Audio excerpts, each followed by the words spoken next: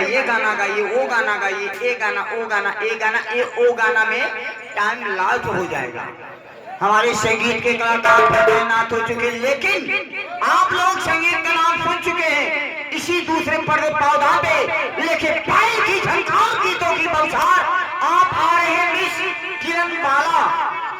लेकिन चलते चलते एक लाइन, अरे तोहरा पे रागी ना है कलमुआ, तोहरा पे रागी ना हो,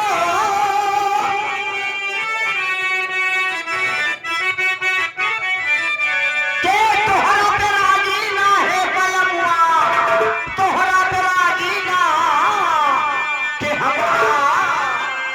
हमका तीन छीट कर सौया पलमुआ, तोहरा पे राजी।